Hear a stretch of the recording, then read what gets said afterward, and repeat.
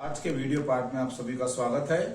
मेरा नाम हरदा राजेश कुमार है। मैं गवर्नमेंट डिग्री कॉलेज चंचलगढ़ के हिंदी विभाग में सहायक प्रोफेसर पद पर कार्यरत हूं मैं भी। और इस वीडियो पार्ट के अंतर्गत आज हम मेरा नया बचपन सुभद्रा कुमारी जी द्वारा लिखी गई कविता पढ़ेंगे हम। और जो मेरा नया बचपन, भाई बचपन तो सभी का रहता ही है, पर एक नया बचपन वाला जो शीर्षक है ये हमको अपनी तरफ खींचता ही है।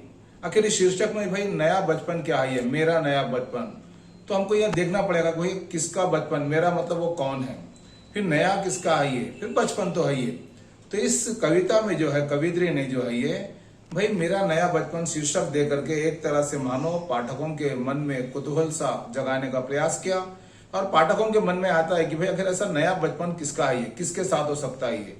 और हम तो बचपन के दौर से जब गुजर जाते हैं तो फिर बचपन जो है बचपन ही रहता है ये।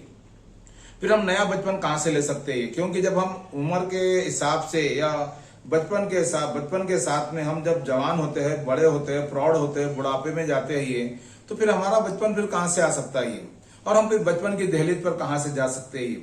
तो यहाँ पर देखेंगे कि भाई इस कविता में कवित्री ने बहुत ही सुंदर ढंग से उन्होंने अपने बचपन की स्मृतियों को मधुरता के रूप में याद किया उसने।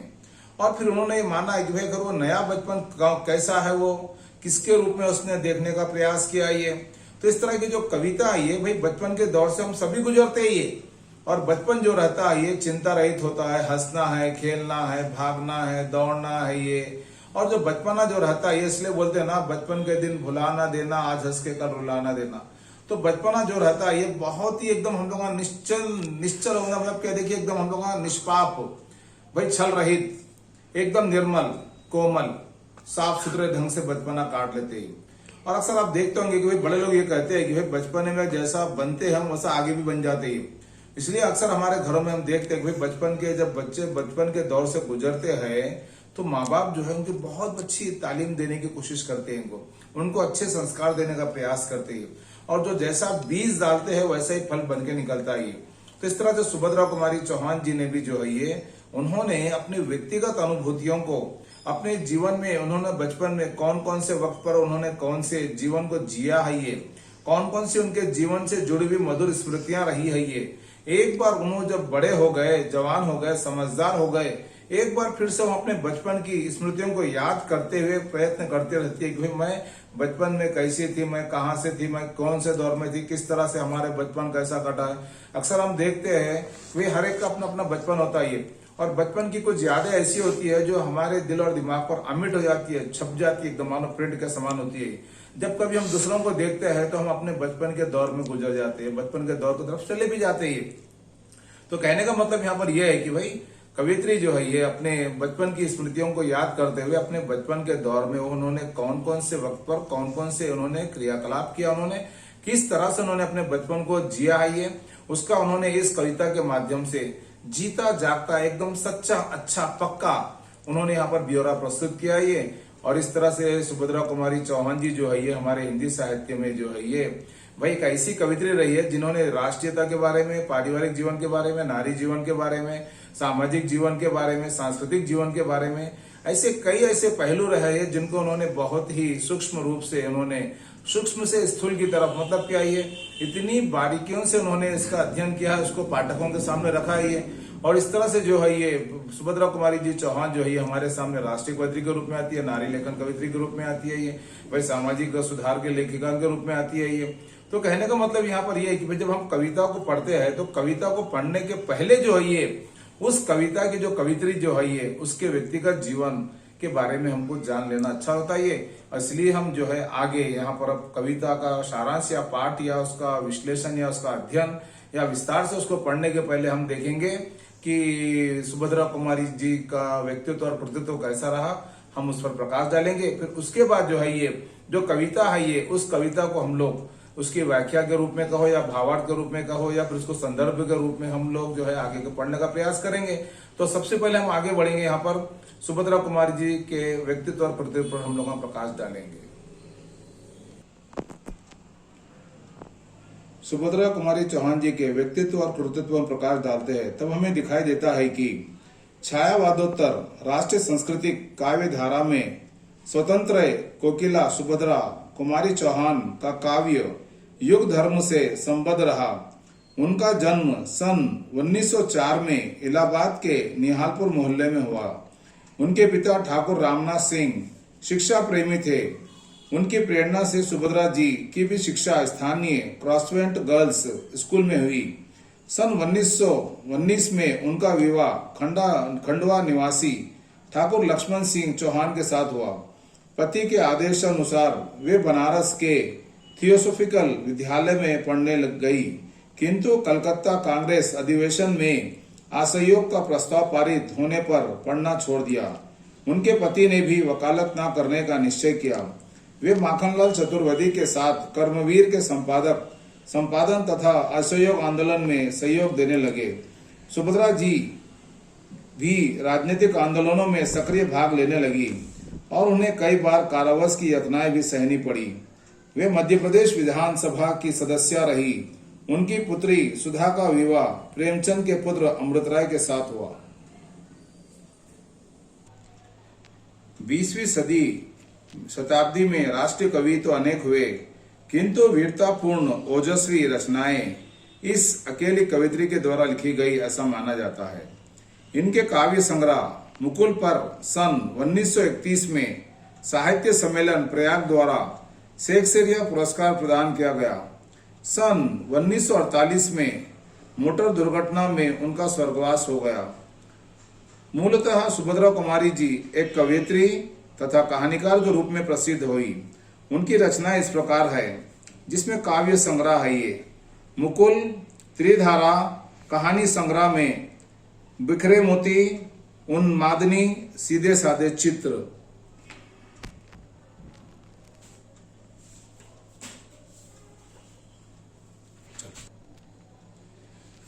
आधुनिक काव्य में नारी चेतना का स्वर मुखरित करने वाली कवित्रियों में सुभद्रा कुमारी जी का मूर्धन्य स्थान अर्थात महत्वपूर्ण स्थान है। उनके काव्यों में एक और नारी की सहज भावुकता तथा कोमलता के दर्शन होते हैं। तो अब यहाँ देखेंगे कि यहाँ पर बात आती है भाई नारी की सहजता और भावुकता। मतलब देखिए नारी जो होती है ये बहुत ही जो है ये मतलब हम बताते भाई गुप्त जी कहते हैं वहां पर ये हाय अबला तुम्हारी यही कहानी, आंचल में पानी आंखों में।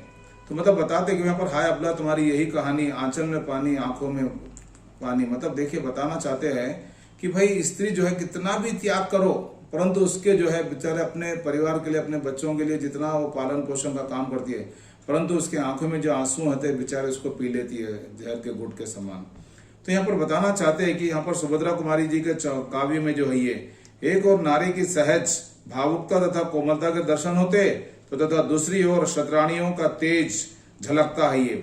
इस प्रकार देश प्रेम और पारिवारिक प्रेम ही उनके काव्य रचनाओं का मुख्य विषय रहा। उनका देश प्रेम उत्सर्ग की भावना से पूर्ण है। राष्ट्रीय कविताओं में हम जब देखते हैं तो इनकी राष्ट्रीय कविताओं में सबसे ज्यादा प्रमुख मानी जाती है, जिसकी वजह से उनको ख्याति मिली है। कविताओं में झांसी की रानी कविता उनकी कीर्ति का आधार स्तंभ है। इसमें सुभद्रा कुमारी जी ने वीरांगना रानी लक्ष्मीबाई के तेजस्वी व्यक्तित्व का चित्र ओजस्वी शब्दों में साकार कर नारी शक्ति का महत्वपूर्ण आयाम प्रस्तुत किया है। इसके अतिरिक्त जलियांवाला बाग में बसंत, राखी, विजयदशमी, लक्ष्मीबाई की समाधि पर और वीरों का कैसा हो वसंत आदि कविताएं इन्होंने लिखी है ये। और ये जो कविता है ये बहुत ही उल्लेखनीय रही है ये। आगे हम देखते हैं कि सुभद्रा जी की कविताओं में वात्सल्य प्रधान कविताओं में अपूर्व स्वाभाविकता। देखिए अपूर्व स्वाभाविकता मतलब क्या, जिसमें स्वभाव के अनुसार, जिसमें एकदम सच्चाई होती है, एकदम मन की पवित्रता होती है ये। तथा मार्मिकता ये होती है हमारे मर्म को अपनी तरफ आकर्षित करती है ये। और तथा मात्र हृदय की भावुकता झलकती है। तो हम देखेंगे कि इस कविता में जो है सुभद्रा जी जो है अपने काव्य के माध्यम से उन्होंने वात्सल्य मतलब जो माँ की ममता होती है, प्रेम होता है, माँ का लगाव होता है, मातृ भक्ति होती है ये, इसका उन्होंने बहुत ही सूक्ष्म अध्ययन या उसका वर्णन करते हुए उसमें उन्होंने ये किया है कि भाई हमको स्वाभाविकता के साथ में हम जो कुछ कहे सही कहे, अच्छा कहे एकदम।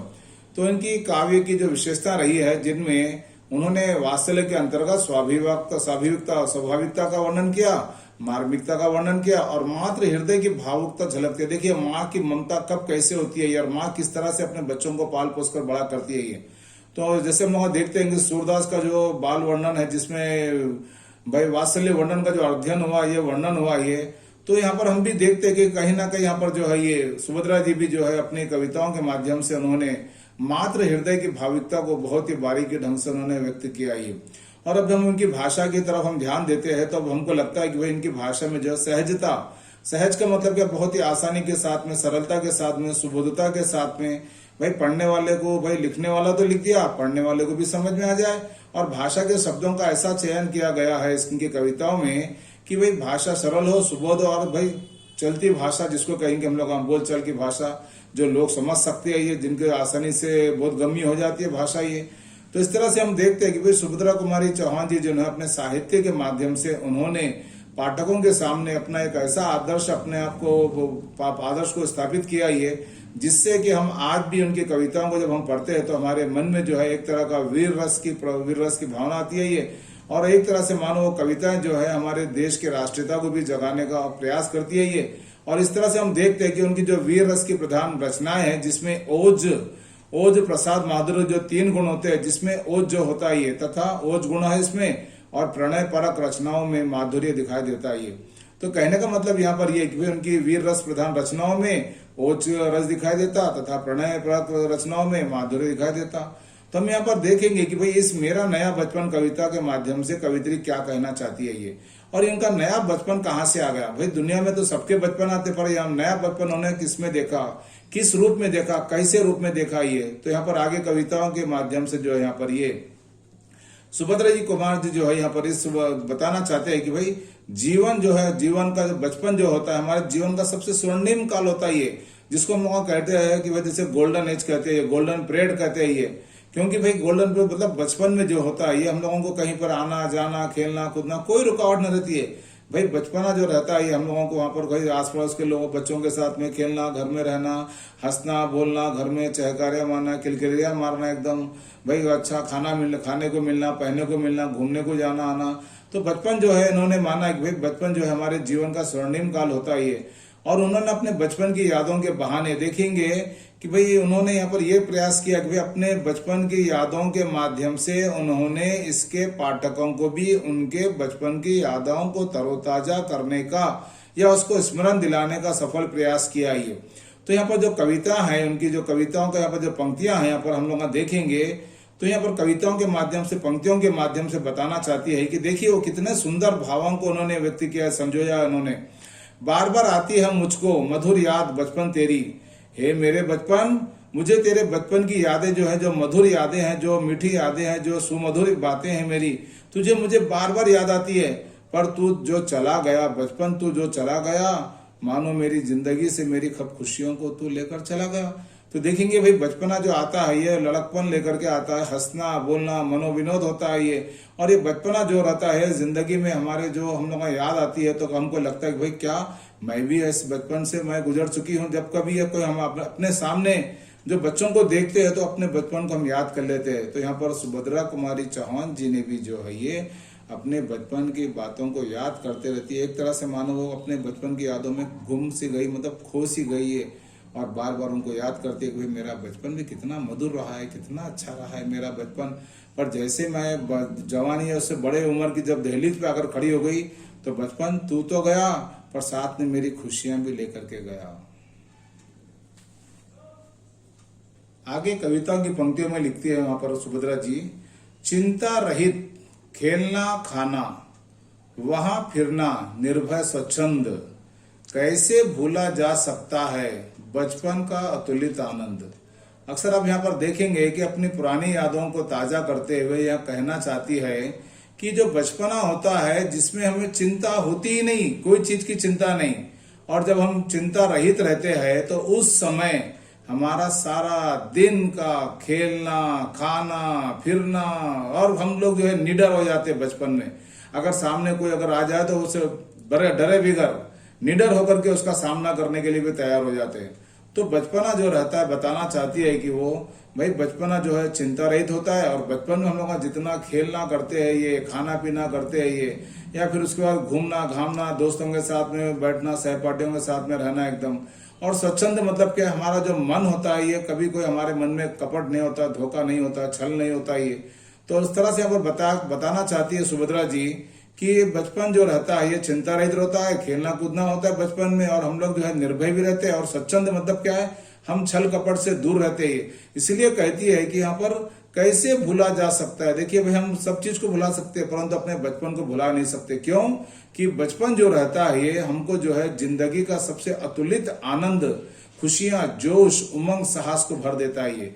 और इस तरह से यहाँ पर सुभद्रा जी ने जो है ये बताना चाहा कि बचपन की जो खुशियां होती है, बचपन का जो आनंद रहता है ये, बचपन में हम जो इतने आजाद होते हैं, स्वतंत्र होते हैं ये, उसका अपना एक अलग महत्व होता है ये। और आगे यहाँ पर कवित्री कहती है, यहाँ पर आगे पंक्तियों में, ऊंच नीच का ज्ञान नहीं था, छुआछूत किसने जानी। अब यहाँ पर बताना चाहते हैं कि भाई समाज में जो है भाई ऊंची जात का है, नीची जात का है ये, भाई इन्हों ऐसे है, इन्हों ऐसे है, इनके पास नहीं जाना। इसलिए कवित्री कहती है कि भाई हमको इन सब बातों का पता नहीं था, ये बचपन में हम लोग इन सब बातों के चक्कर में नहीं पड़ते थे, और इसलिए हम लोगों ने छुआछूत मतलब क्या, जिसको हम लोग कहते हैं भाई अनटचेबिलिटी, जिसको हम लोग हरिजन कहते हैं। तो इस तरह से जो भावनाएं जो समाज में जब बनी हुई थी, तो जब बचपना होता है तो हम लोग ये नहीं देखते कि भाई वो लड़का कहाँ का या लड़की कहाँ की है, कौन से परिवार की है, कौन से कुल की है, कौन सी जाति की है, कौन से धर्म की है। ये हम बगैर उससे जाने पहचाने उसके साथ दोस्ती कर लेते हैं, और जब दोस्ती करते हैं तो हम लोग जो है अपने आप को उसके साथ जोड़ने की कोशिश करते हैं। और इस तरह से हम यहाँ पर देखते हैं कि यहाँ पर बताना चाहते हैं, यहाँ पर कवित्री कहना चाहती है वे जो बचपना जो रहता है ये हम लोग अपने छोटे मोटे झोपड़ी में रहते हैं, ये छोटे मोटे मकान में रहते हैं ये, परंतु उस छोटे मोटे मकान में भी जो फटे पुराने कपड़ों में भी जो है हम यहाँ पर अपने आप को रानी जैसे, महारानी के जैसा समझते हैं। तो इस तरह से यहाँ पर कवित्री कहती है अपने बचपन के बारे में कि मेरे बचपना जो चला ये हम लोगों को उसमें ऊंच नीच का पता नहीं था, हम लोगों ने कभी बचपन में मैंने छुआछूत की भावनाओं को हम लोगों ने देखा नहीं, अपनाया नहीं। और यहाँ तक कि हम लोग जो है भाई बचपन में हम लोग झोपड़ी में रहते हैं ये, और फटे पुराने कपड़ों में भी हम जो है रानी के जैसा जिंदगी काटते हैं। मतलब ये एक के लागू नहीं होती है, ऐसे कई समाज में लोग है ये, उन पर ये कविता लागू होती है। और यहाँ पर आप देखते हैं कि बचपन में जो है अक्सर माँ बाप जो है हमको जब दूध पिलाते हैं या खाना खिलाते हैं, तो बचपन में हम क्या करते हैं, कोई चीज हमको पसंद नहीं आती है तो हम ये काम करते हैं कि जब दूध पिलाते हैं तो दूध के कुल्ले जो करते हैं, मुंह में दूध लेकर के सडन एकदम थूक देते, एकदम अचानक थूक देते, या उसको एकदम मुंह में से कुल्ले के जैसा एकदम निकाल देते। और इसलिए कहती है कि यहाँ पर बचपन में जब कभी हमको दूध भी पिलाया जाता था बचपन के दौर में, तो हम लोग जो है दूध के कुल्ले करने का मतलब क्या, दूध कभी उल्टी भी कर देते, कभी नहीं पीने का मन करता तो उससे नकार भी देते थे। और यहाँ तक कि बचपन में जो है हम लोग जो है ये चूसा अंगूठा सुधा रस पिया। अब अक्सर आप देखते होंगे बचपन में कई बच्चे ऐसे, बच्चियां ऐसे होते, लड़के लड़कियां होते हैं जिनको अंगूठा चूसने का बड़ा शौक होता है, और उनको ऐसा लगता है कि भाई चलो यही हमारे लिए अमृत का ही है। और कुछ लोग जो है बचपन में हम लोग देखते हैं कि अंगूठा चूसने का मतलब ये है कि यहाँ पर कवित्री कहना चाहती है कि ऐसा लगता है कि जैसे हम लोग जो है बचपन में अमृत का पान कर रही है। और हम देखते हैं कि बचपना जो रहता है ये किलकारी, मतलब कि बचपन में हम देखते हैं भाई कोई घर में अगर यदि लड़का नहीं होता है या लड़की नहीं होती है बचपन में, तो घर सूना माना जाता है। परंतु जब कभी हम अपने घर में जब कोई छोटा लड़का या लड़की होती है जिनका बचपना गुजरता है, बचपन के दौर से गुजरते हैं ये, तो वो घर में जो सुनापन होता है, वो सुनापन उनकी किलकरियों से या उनके किलोल से घर में एक तरह से मानो खुशी आ जाती है, घर के लोगों में उमंग आ जाता है, उल्लास आ जाता है। ये घर में जो सुनापन हो जाता है वो अपने आप खो जाता है, अर्थात वो घर जो है आबाद हो जाता है बच्चों की वजह से। और यहाँ पर हम देखते हैं कि जब कभी बचपन में यहाँ पर कवित्री कहती है रोना और मचल जाना भी क्या आनंद दिखाते थे। देखेंगे बताना चाहती है बचपन में हम जब कभी रोते थे तो रोना भी जो है बचपन का एक अलग अपना महत्व रखता है। और जब भी कोई चीज को देखते हैं तो हमारा मन जब मचल जाता है पाने के लिए, तो वो भी एक बड़ा आनंद रखता है। और बड़े बड़े मोती से आंसू, अब जब कोई बचपन में होता है कि भाई कोई चीज पाने के लिए कुछ अगर यदि कुछ खो जाती है तो उसके लिए जब हम बड़े बड़े आंसू बहाते हैं और ऐसा रोते हैं बचपन में कि भाई आंसू ऐसे दिखा देते मानो जैसे जयमाला हम पहनते हैं ये। तो इस तरह से कवित्री यहाँ पर बचपन की ऐसी कई घटना है जिसमें उन्होंने माना है कि जब बचपना होता है वो चिंता रहित होता है, बचपन में खेलना कूदना होता है, बचपन में निर्भय होते हैं हम लोग, बचपन में स्वच्छंद रहते हैं ये, और बचपन में ऊंच नीच का हमें पता नहीं रहता, ये छुआछूत को हमने नहीं जाना ये। और यहाँ तक कि हम बचपन में जो है कहीं कोई पैसे वाले है, अमीर है, धनवान है तो वो झोप महलों में रहते हैं, परंतु भाई जो लोग जो है गरीब होते हैं वो झोपड़ी में रहते हैं, परंतु फटे पुराने कपड़ों में भी अपना बचपना रानी के जैसा काटते हैं। यहाँ तक कि बचपन में जो हम लोगों ने देखा है कि भाई जैसे हमको कोई चीज अगर पसंद नहीं आती है तो हम उसकी उल्टी कर देते या नहीं पीने का बहाना कर देते। और अक्सर हमने देखा है कि भाई बचपन में जो है जैसे कुछ बच्चों को या बच्चियों को देखते, लड़के लड़कियों को हम लोग बचपन के दौर में जिनको अंगूठा चूसने का शौक होता है वो ऐसा अंगूठा चूसते रहते मालूम जैसे उनको अमृत रस का पान कर रहे हैं। और बचपन में हम देखते हैं कि भाई कई घरों में जब औलाद नहीं होती है, संतान नहीं होती है, बच्चों का बचपना नहीं होता है तो घर सूना माना जाता, परंतु जब बचपन में जब बच्चे होते हैं तो उनके घर में सूनापन भी दूर हो जाता है। यहाँ तक कि बचपना जो रहता है ये एक तरह से मानो बचपन में जो है बच्चे को चीज पाने के लिए या कुछ खो जाने पर वो रोना करते हैं, मचल भी जाते हैं, उसमें भी एक तरह का आनंद होता है। जब कभी वो रोते हैं तो उनके रोने में भी जो है एक तरह से किसी चीज की मांग होती है ये, और जैसे वो रोते हैं तो ऐसा लगता है जैसे वो कोई बड़ी माँ जयमाला पहनते। और यहाँ तक कि कवित्री कहती है कि भाई जब कभी मैं रोती थी तो मेरी माँ जो है काम छोड़कर भाग कर आ जाती, मुझको उठा लिया, उसने उठा लिया, झाड़ पोंछ कर चूम चूम कर गीले गालों को सुखा दिया। मतलब जब कभी बच्चे रोते हैं तो माँ का कलेजा जो है, माँ का जो दिल है ये एक तरह से मानो धड़क जाता है। वो अपना काम छोड़ करके आती है और सुभद्रा जी को जो है वो उठा भी लेती थी और झाड़ पोंछ करके उनको चूमती है और उनके जो होंठों पर जो या फिर उनके गीले गालों पर जो आंसू हुआ करते थे उनको वो सुखा भी देती थी। इस तरह से देखेंगे हम कि जो बचपना होता है सच में महान होता है, बचपना सबसे हमारे लिए महत्वपूर्ण होता है। आगे पंक्तियों में सुभद्रा जी लिखती है, दादा ने चंदा दिखलाया, नेत्र युक्त दमक उठे, धुली हुई मुस्कान देखकर सबके चेहरे चमक उठे। अर्थात जब कभी सुभद्रा जी अगर यदि दुखी होती तो उनके दादाजी उनको चंद्रमा दिखाते थे और जिसके वजह से उनके जो नेत्र में जो आंसू हुआ करते थे वे आंसू भी एक तरह से रुक जाते और चेहरे पर मुस्कान सी आ जाती। और उनकी जो मुस्कान होती है वो मुस्कान को देख करके घर में सबके चेहरे पर एक तरह की मानो खुशी उठ जाती थी। और यहाँ पर आगे लिखती है कि वहां सुख का साम्राज्य छोड़कर मैं मतवाली बड़ी हुई।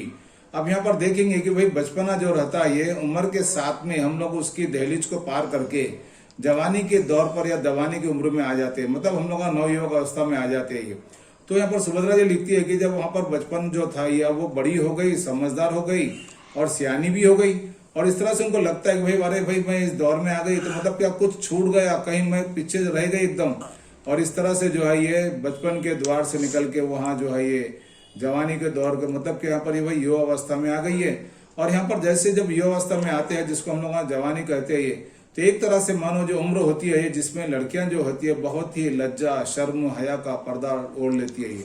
और यही बातें जो है ये इस तरह से वहां पर सुभद्रा जी कहती है कि मैंने भी जो है लज्जा भरी आंखों से मैंने अपने मन को उन्होंने बताती है कि भाई उसमें कई तरह के रंगीले सपने संजोने के लिए मेरा मन तैयार हो रहा था, मेरे मन में विचार आ रहे थे और तान रसीली भी कानों में चंचल छैल छबीली थी। मतलब अक्सर आप देखते हो कि भाई जो युवा अवस्था होती है उस अवस्था में जो है चाहे वो लड़का हो या लड़की हो उनके अपने विचार उनके अपनी सोच एक अलग दायरे में चलने के लिए तैयार हो जाती है और वो लोग उसमें ही ज्यादा अधिक समय तक बिताने को मजबूर भी हो जाते हैं। और इसमें बताती है भाई दिल में एक चुभन सी थी, वहां दुनिया अलबेली थी। अब यहाँ बता दी भाई अरे भाई मेरा बचपन कैसा था और मैं कहाँ थी, आज यहाँ दुनिया मेरी अलबेली हो गई। मन में एक पहली थी, मैं जब सबके बीच अकेली थी। यहाँ पर आप देखेंगे भाई यहाँ पर सब लोग अपने अपनी जगह रहते हैं, परंतु अब यहाँ पर जब युवावस्था में आ जाते हैं तो यहाँ मानती है कि भाई सबके बीच में मैं अकेली क्यों हो गई, क्योंकि भाई मेरा बचपना जो था ये जो मधुर बचपना था वहां पार हो गई मैं इसको, और मैं यहाँ पर अब सबके बीच में अक्सर घर में मैं अकेली सी हो गई। मतलब क्या मैं अपने एक उम्र के दराज को पार करके मैं थोड़ी सी युवावस्था के दौर में आ गई हूँ। मैं मिला खोजती थी जिसको वहां बचपन ठगा दिया तूने। मतलब देखिए जो बचपन को यहाँ खोजती थी वहां बचपन ने कहती कि उसने मुझे धोखा दे दिया। अरे जवानी के फंदे में मुझको दिया तूने। देखो मैं बचपन के लिए खोजने के लिए कोशिश करती थी परंतु वो बचपन चला गया और उसने मानो मुझे जवानी के फंदे में मतलब जवानी के दौर पर दहलीज पर लाकर खड़ा कर दिया। सब गलतियां उसकी भी देखा, उसकी खुशियां न्यारी है। मतलब देखेंगे कि अक्सर होता है कि यहाँ पर भाई किसी की बातें हमको बहुत अच्छी लगती है, उसकी मिलने जुलने की खुशियां अच्छी लगती है, परंतु जहाँ प्यारी प्रीता उनके रंग रंगेलियां स्मृतियां भी प्यारी है। मतलब कभी यदि हम किसी से अब प्यार करने लगते हैं या किसी पर दिल दे देते हैं या फिर कभी चाहे वो अपने माँ बाप हो या कुछ भी हो, ये तो जो हालात होते हैं जो परिस्थितियां होती है ये वह परिस्थितियां भी जो है ये हमारे लिए स्मृतियों के रूप में या फिर रंग रंगेलियों के रूप में हमारे सामने एक मानव चित्र के समान दिखती रहती है ये।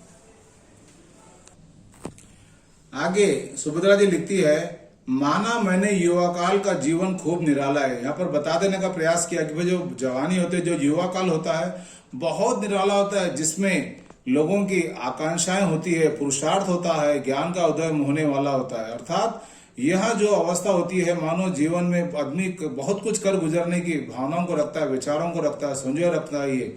और यहाँ पर फिर ये बताती है, यहाँ पर ये आगे भी, किंतु यहाँ झंझट है भारी, युद्ध क्षेत्र संसार बना। देखिए, जो जवानी का जब युवा काल में जब पैर रखते हैं हम लोग, तो हमारे सामने जो है अनगिनत चुनौतियों का सामना करना हमको पड़ सकता है। ये चिंता के चक्कर में पड़कर जीवन भी भार बना। मतलब देखेंगे कि भाई जैसे जैसे हम बड़े होते आते हैं, वैसे वैसे जिम्मेदारियां बढ़ जाती है, और जब जिम्मेदारियां बढ़ जाती है तो मानो ऐसा लगता है कि भैया जीवन भी जो है बहुत बड़ा भार बन गया, वजन हो गया, जीवन क्या जीना, ये जीवन जीने के लायक है क्या, ऐसे कई विचार हमारे मन में आ जाते हैं। ये और ऐसे ही समय में जो है ये सुभद्रा जी जो है फिर कहती है, ये अरे इस तरह की परेशानियों में झंझट में रहने से अच्छा तो मेरा वो बचपना था। फिर एक बार वो अपने मन में अपने विचारों में यहाँ पर कहती है कि आजा बचपन एक बार फिर दे दे अपनी निर्मल शांति। मतलब देखिए भाई, बचपन तू जो चला गया तो मुझे कहां से कहां किस दौर से गुजरना पड़ता ही है, इसलिए तू फिर से एक बार आजा, मेरे मन को तू शांति दे चला जा, व्याकुल व्यथा मिटाने वाली वहां अपनी प्राकृत विश्रांति। अर्थात बचपन तेरे दौर में, तेरी अवस्था में जब तक मैं थी, उस समय मेरे मन में जो भी व्याकुलता होती थी, जिसमें मैं चिंता रहित होकर के अपनी जिंदगी आराम के साथ में, सुख के साथ में बिताया करती थी, वो जिंदगी मेरी फिर से आ जा। और वहां भोली सी मधुर और सरलता, वहां प्यारा निष्पाप। देखेंगे मेरा बचपना जिस तरह से जो मधुरता के साथ में, सरलता के साथ में, निष्पाप के साथ में गुजरा था, क्या फिर एक मिटा के सकेगा तू मेरे मन का संताप? अर्थात क्या तू फिर आकर के मेरे इस दौर के जो युवा काल की जो परेशानियां, जो झंझट हैं, जो जिम्मेदारियां हैं, जो एहसास है मुझे, क्या तू फिर से आकर के मेरे उन परेशानियों को मुझसे दूर कर सकेगा क्या? मैं बचपन को बुला रही थी। यहाँ पर देखेंगे सुभद्रा जी कहती है, जब मैं बचपन को याद कर रही थी, बुला रही थी, बोल उठी बिटिया मेरी। देखिए यहाँ पर बहुत महत्वपूर्ण है ये। तो जब सब अपने बचपन को याद कर रही थी, बुला रही थी, अचानक जो है उनकी बिटिया बोल उठी, नंदन वंशी फूल उठी।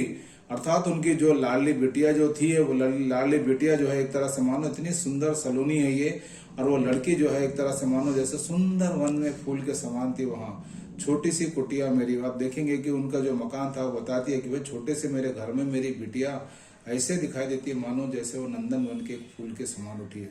और वो लड़की आई, उनकी लड़की आकर कहने लगी, ओ माँ, ओ कहकर बुला रही थी। देखिए अक्सर बचपन में जो है बच्चे ओ माँ, आ माँ बोल के बुलाते ही, वो माँ ओ कहकर बुला रही थी, मिट्टी खाकर आई थी। देखिए बच्चे अक्सर बचपन में जाते हैं तो मिट्टी खाते हैं या कीचड़ में खेलते हैं, कहीं तो भी जाते ही है। और सुभद्रा जी की लड़की जो है ये मिट्टी खाकर आई थी, कुछ मुंह में और कुछ लिए हाथ में, मुझे खिलाने लाई थी। अब देखें बचपना कितना नादान होता है, देखिए कितना भोलापना होता है ये, कितना निष्पाप होता है, कितना निर्मल होता है, कितना स्वच्छ होता है ये।